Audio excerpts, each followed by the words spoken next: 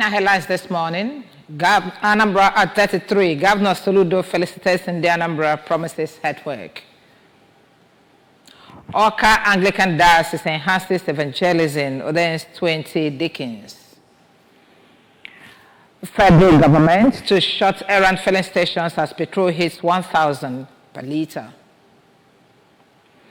Russian letters to an attack on Ukraine kills 4. A very good morning to you. Welcome to our breakfast news this morning. My name is Tijama Uche. Governor Chukwuma Soludo has come for a total turnaround maintenance of the Anambra State economy and promotion of the core Igbo values. Let's give him maximum support for the task ahead. Anambra State Governor Professor Chukwuma Soludo has felicitated the Anambra on the occasion of the existence of the state for 32 years. Governor Soludo was speaking at the Governor's Lodge, Amobia, during a statewide broadcast to observe the state's anniversary. Government House correspondent G.K. Abana takes it from here.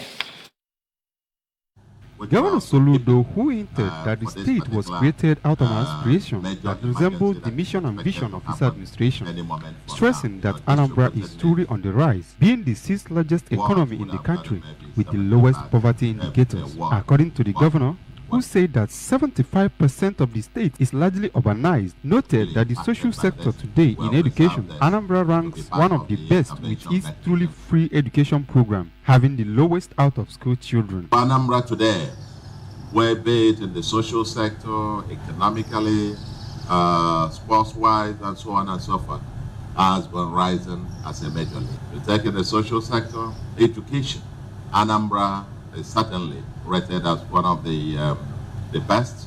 Students are, representing Nigeria all over the world, winning all the laurels, and certainly always in the top 1, 2, or 3 secondary school performances. Today, due to our free education program in public schools in Anambra, Anambra currently now ranks as #1 state that has 36 states and FCT in terms of having the lowest out-of-school children in Nigeria. And then in terms of quality, of course, that goes in terms of the laurels that we win. Certainly one of the best in the country. The governor made mention of the ongoing projects in the health sector and infrastructure in the state and used the opportunity to celebrate Anambra's heroes past in creating the land of prosperity, as well as the prospects of the future, saying that though there are challenges, his government will continue to work hard to take Anambra into higher pedestal. Infrastructural transformation on course, thing on education, we're also getting ready for our children to come back, resume schooling next month, and of course health and other social sectors on course. We're off to work as usual. And I want to thank you very much and say to the Anambra, we are the Anambra. And everybody knows and reckons that the Anambra happen to constitute some of the best of any race, of any group. Anambra State, per square kilometer, per square mile, we must embody some of the largest concentration of entrepreneurs of any other place in the world. We beckon on you that we use this enterprise, which is what we are known for. We'll use it to excel wherever we are, but more importantly, we must deploy our enterprise, our resourcefulness, our intellect, our capacities, God-given capacities, to transform Anambra State to be that one livable and prosperous homeland. Together, let's build that livable and prosperous homeland. Of course we can. We have all that it takes to make it happen. So we're hopeful and praying for many, many more years of Anambra moving from glory to glory, from height to height, in the attainment of our dream, our vision.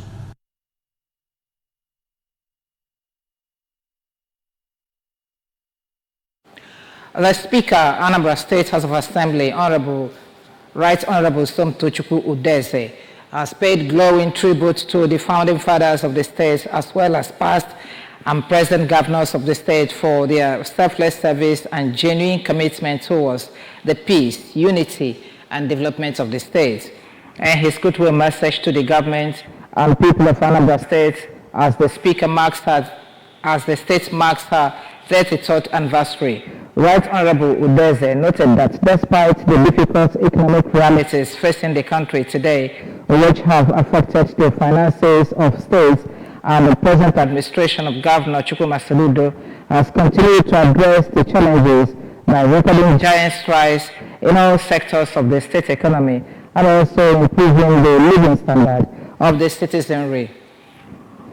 He highlighted massive road infrastructures, improved health care delivery, employment opportunities, improved security architecture, youth empowerment, agricultural revolution, improved environmental and urban regeneration, as well as general welfare of Anambra, among others, as prominent gains of Governor Soludo's administration. Right Honorable Udeze called on affluent citizens, especially captains of industry in the state, to partner Governor Soludo in his efforts to boost industrial revolution in the state, in line with the governor's think home philosophy, and also contribute to the security of the state. While congratulating Anambra as they celebrate 33 years of creation of the state, the Speaker paid special tribute to those who have continued to make the state proud in their different fields, such as politics, sports, arts, academia, business, philanthropy, among others, adding that the state legislature under his watch is committed to contributing meaningfully towards the overall development of the state. Right Honorable Udeze enjoined Anambra to pray for the peace and progress of the state and for the founding fathers, especially those who are still alive, that God will imbue in them with strength and a good health to be able to serve as a beacon of state and the citizenry. 20 ordinands have been made deacons in the Anglican Diocese of Awka by the Bishop of the Diocese and Archbishop Province of the Niger, Most Reverend Alexander Ibezim. The ordination service, which took place at the Chapel of Redemption, Nnamdi Azikiwe University, Awka, during the Trinity Diaconate ordination, saw other bishops, members of the clergy, and the legal team of the diocese, led by the Chancellor, Justice O.J. Okeke, in attendance. Amaka Chibuzo Okoye, there's us more. Started with different oaths such as oaths of allegiance to God, submission to synod, and oaths of canonical obedience, and were exposed to the ministry of deacons in the Church of Christ. Speaking shortly after their ordination, Archbishop Ibezim explained that all the ordained have undergone the requisite training and have been chosen by God to expand his kingdom. He pointed them to the challenges and difficulties in spreading the gospel and charged them not to relent but to depend on God who called them, as he would strengthen for his service. It's God that is sending them for this assignment. They will not fail God, because the journey is not an easy journey. In a sermon, the retreatant and ordination preacher, Venerable Chris Obodo, who spoke on the topic, "On this rock I will build my church," explained that priests are vehicles for the accomplished of God's purpose for the church, and asked the newly ordained to work according to Christ's precepts in order to fulfill his purpose in their lifetime. Competency is of God, who had made us able ministers of the new covenant. Not of the letter, but of the spirit. For the president of the women's ministry in the diocese and in the province of the Niger, Dr. Mrs. Mata Ibezim, the wives of the newly ordained were also called alongside their husbands, and therefore they should be steadfast in prayers, support the ministry of their husbands, be role models to other women. Welcoming their visitors, the acting vice chancellor, Nnamdi Azikiwe University, Awka, Professor Carol Umobi, said that God has used Most Reverend Ibezim to expand his kingdom through soul winning and in the transformation of Awka Diocese. In their separate speeches, some of the newly ordained deacons, Reverend Nwabwanne Mekowulu, Chukwuka Izwanne, and Onyinye Chukwu Ezwe, promised to spread undiluted gospel of Christ and to bring men back to God.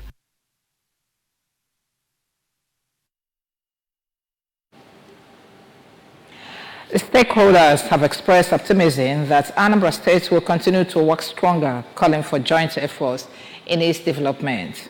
They made this known while reacting to 33 years anniversary of the state and how it has fared since its creation on August 27, 1991 by General Ibrahim Babangida from the old Anambra State. Correspondent Emmanuel Okonkwo tells us more. Public policy analyst Dr. Jude Emecheta said that Anambra State has continued to witness tremendous positive improvement across all sectors since creation, as according to him, though the new Anambra had to start from the scratch, as the major infrastructures which were the pride of the old Anambra State went with the new Enugu State, including the International Airport, the Federal University UNN, the University Teaching Hospital, the foremost indigenous automotive company in Nigeria, Anambra Motor Manufacturing Company Limited, Anamco, among others. But the present Anambra has significantly distinguished itself amidst other states in Nigeria infrastructural-wise. On his part, an Awka stakeholder, an Abga stalwart, Chief Ochijemod Lim, observed that Anambra State has been blessed with good leadership, especially from the era of Mr. Peter Obi, Chief Willie Obiano, to the present Professor Chukwuma Soludo administration. So according to him, the state can now boast of quality education system, massive infrastructural development, the Anambra State International Airport, International Convention Center, massive road infrastructure, befitting capital city, among others. We find out that there is a lot of development, there is a lot of infrastructure, there is a lot of everything in every sector in Anambra by this administration. Within the 2 years and a half now, 33 years we need to rejoice because God have sent somebody who is constant to promote the affairs of Anambra. For the chairman, Anambra State Disability Rights Commission, Barrister Chuks Ezewuzie, Anambra State has done well in giving attention to the marginalized in the society, which according to him is evident since Abga leadership, explaining that Mr. Peter Obi-led administration gave scholarships and employments to people living with disabilities, mobilized the Joint National Association of Persons Living with Disabilities, and Chief Willie Obiano government employed persons living with disabilities into the state civil service workforce, promoted those already in civil service to their rightful positions in their respective offices, gave the disability community voice at the Anambra State Executive Council, signed into law the bill that protects the rights of persons with disabilities in 2018 and formed the Disability Rights Commission in 2021.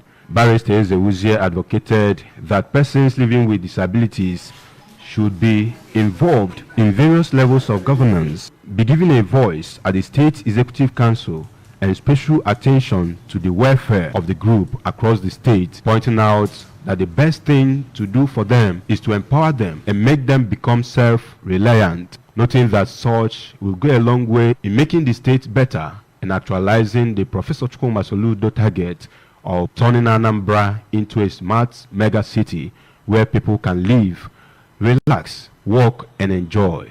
For the past 12 years or so, the APGA administration in Anambra State has done great. From Mr. Peter Obi, then came Chief Willie Obiano, the present governor, Professor C.C. Soludo, CFR, said it is time to take disability services down to the rural areas. In Awka, I am Emmanuel Okonkwo, reporting for ABS News.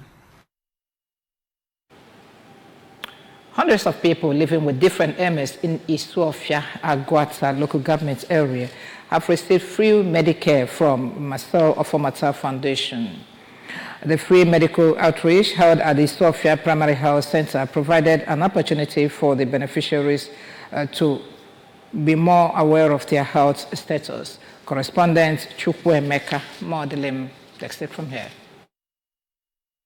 of the Marcel Ofomata Foundation, which has lasted for 16 years in the community, saw a team of medical practitioners engaged by the profession render medical services to the people, which included medical consultation, healthy living, counseling, eye tests, blood pressure checks, blood sugar screening, among others. The foundation also did a series of tests for them and gave them drugs and eyeglasses free of cost. Speaking to journalists after the program, the sponsor, Mr. Marcel Ofomata, explained that the medical outreach was a platform he created to help the less privileged in his community by providing access to free healthcare services to them. He noted that since the program started, many vulnerable members of the public had regained their health through it, and they expressed the commitment of the foundation to continue to engage in such initiatives to provide relief to the downtrodden.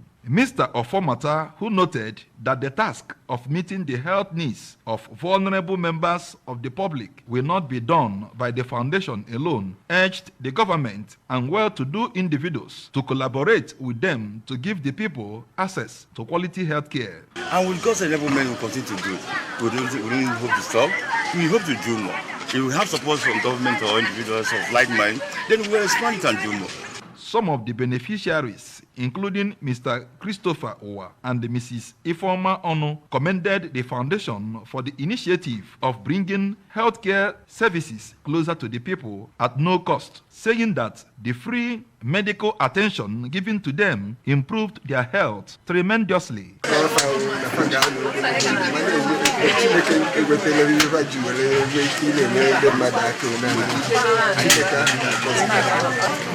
For me to read my Bible again is a problem to me. So when I came here, I was able to see the doctor and they gave me eyeglasses. From Isofia, Chukwuemeka Modelim, ABS News. The one-week-long International Prophetic Prayer Conference of the Apostolic Coalition of Prophetic Elders, ACPE, has ended with a call on Christians to engage in warfare through prayers. The program, championed by the Apostolic Coalition of Prophetic Elders led by its international president, Venerable Chima Ugochukwu, was a soul-winning conference that featured prayers, intercession, ministrations, medicals, and deliverance sessions. Correspondent Chimeri Chukwu Meziem reports. Ugochukwu, who shared a message on spiritual awakening and transformation, emphasized the need for individuals to move beyond mere religion and embrace true spirituality by reading the scripture and through prayer. He explained the importance of returning to the old-time religion, where prayer and intimacy with God were a hallmark of faith, warning against too being comfortable with religious routines. Every church prays, but now we do what we call strategic prayer warfare. And those of them who don't pray, I think they should go and think twice, because the days ahead, they will be victims. In the last days, iniquity will abound. And all those godlessness, they will be the testing ground of their powers. So that time they will pray by force. A guest speaker, Reverend Dr. Johnny Johnson, asked the church to rise from its slumber and embrace God's grace to navigate the challenges of the end times, while highlighting the significance of grace in understanding the last days, explaining that grace is not just a theological concept, but a dynamic power that enables believers to live victoriously in the face of adversity. This conference is geared towards equipping the body of Christ with the glory of God. And in this conference this year, we are dealing about the last days. And reasonably, we have shared and discussed about signs of the last days and the development that will be happening as we expecting the soon coming of our Savior and the Lord Jesus Christ. The Vice President of Apostolic Coalition of Prophetic Elders, Dr. Anieke Anabara, expressed joy and gratitude to God for the opportunity to be part of the conference, which he described as a spiritual feast. Mrs. Blessing Merole also spoke of the power of God in the ministry, describing the ministry as a place of prayer. One man is a place to be. Whoever that does not attend one man has not found peace, has not found solution. When you come to one man, they will teach you how to pray. They will make you understand the meaning of prayers. In Awka, this is Chimere Chukwumeziem reporting for ABS News. Many filling stations operated by the independent oil marketers have now fixed the pump prices of premium motor spirit, popularly called petrol, at between 900 and 1,000 naira per litre. Owners of these stations seem not to care about the cost of the products at retail outlets operated by the Nigerian National Petroleum Company. Petrol price at NNPC stations range from 568 naira to 617 naira per litre, which often leads to queues at the station. As Nigerians voice concerns about the high cost of the commodity by independent petrol dealers, the federal government has also vowed to shut down filling stations that will be caught dispensing PMS at exorbitant rates. It declared this through the Nigerian Mainstream and Downstream Petroleum Regulatory Authority, stressing that it was not in the interest of Nigerians for marketers to profiteer in the sales of PMS. Independent oil marketers claim that they have been buying petrol from private depot owners for as high as 850 naira per litre since last week. However, the spokesperson of the NMDPRA, George Ene Ita, argued that the petrol price reports that the regulator gets from its officials at the depots were different. Russia fired a wave of attack drones and missiles at Ukraine that killed at least 4 people, authorities said, after the second night of heavy strikes across the war-battered nation. The overnight barrage came a day after the Kremlin launched one of its largest ever aerial attacks on Ukraine, which targeted energy facilities and killed several people. Ukraine's First Force said it downed half of the 10 missiles and 60 of the 81 Iranian-designed attack drones launched from the several regions of Russia and from occupied Crimea. President Zelensky said, unfortunately, despite the effective work of air defense systems, 4 people were killed and 16 were wounded. President Volodymyr Zelensky said in a post on social media. He said rescue work was ongoing at the impact sites and vowed to respond to the attacks. According to him, crimes against humanity cannot be committed with impunity.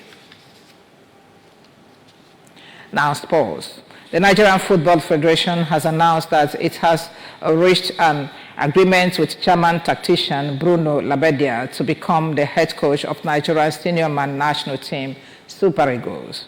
Bruno Labbadia is a German football manager and former player and played as a striker for several clubs, including Bayern Munich, Hamburg, and Cologne, and earned 2 caps for the German national team. As a manager, Labbadia has coached several clubs in Germany and Austria. Labbadia is known for his tactical acumen and the ability to improve teams' defensive solidity. He has achieved promotion to the Bundesliga with Darmstadt 89 and the Greuther and has also led teams to European qualification, and he is characterized by disciplined defending. He is considered one of the most experienced and respected managers in German football. Remember that you can follow news and programs on ABS from any part of the world by liking our Facebook page. Follow us at Anambra Broadcasting Service. Subscribe to our YouTube at youtube.com/ABS Television Awka and on Instagram at ABS Radio TV. You can also log on to our website at www.absradiotv.com. Top stories as to conclude this news package this morning. Anambra at 33, Governor Soludo has felicitated Ndi Anambra promised hard work. Awka Anglican Diocese has enhanced evangelism, ordained 20 deacons. Federal government to shut errand filling stations as petrol hits 1,000 naira per litre. Russian latest drone attack on Ukraine has killed 4. But just before we go, remember that Governor Chukwuma Soludo has come for a total turnaround maintenance of the Anambra State economy and promotion of our core Igbo values. Let's give him maximum support for the task ahead. And that's the news package this morning. My name is Ijoma Uche. A very good morning to you.